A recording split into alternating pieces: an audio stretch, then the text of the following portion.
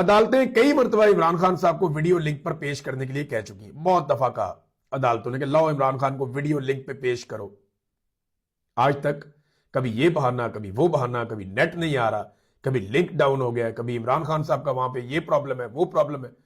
लेकिन जैसे ही अदालत ने कहा कि ईमान मजारी को और उनके शौहर को वीडियो लिंक पे पेश करो, तो 5 मिनट लगे, सिर्फ 5 मिनट लगे।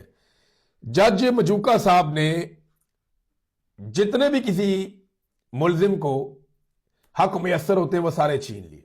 मिसाल के तौर पे ये साकिब बशीर साहब बताते हैं, जज अफजल मजूका ने ईमान मदारी और हादी अली चट्ठा का आज हक के जिरा खत्म कर दिया, 342 का बयान देने का हक भी खत्म कर दिया, और फिर हतमी दलाइल का हक भी खत्म कर दिया, और 10-10 साल की कैद और जुर्माने की सजा सुना दी। ये तो जनाब मजबूरी तौर पे 17 साल बनती है, दीगर सजाएं भी हैं इसके अंदर। अब ईमान मदारी के बारे में जब जज ने कहा जी पेश करें उन्हें ऑनलाइन, तो अदालत क्यों नहीं लेकर आ रहे जनाब उन्हें? लॉ एंड ऑर्डर का मसला बन रहा है। एक निहत्ती लड़की से, कमजोर लड़की से आप इतना डर गए हैं। बहरहाल चले, उन्होंने कहा जी पेश करें, तो 1 मिनट से भी कम वक्त में इन्हें पेश किया गया, थोड़े से वक्त के लिए, और अडयाला जेल से वीडियो लिंक के जरिए अदालत में पेश हुए। जज मजूका ने कहा कि आप जरा शुरू करें। ईमान मजारी ने पहले पूछा कि क्या मीडिया यहां पे मौजूद है अदालत में?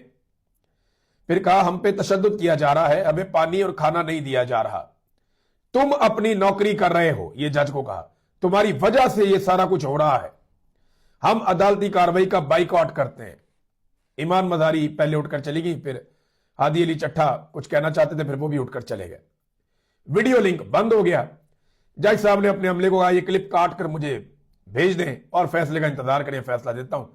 फिर जज ने वही फैसला कहा जो जज को लिख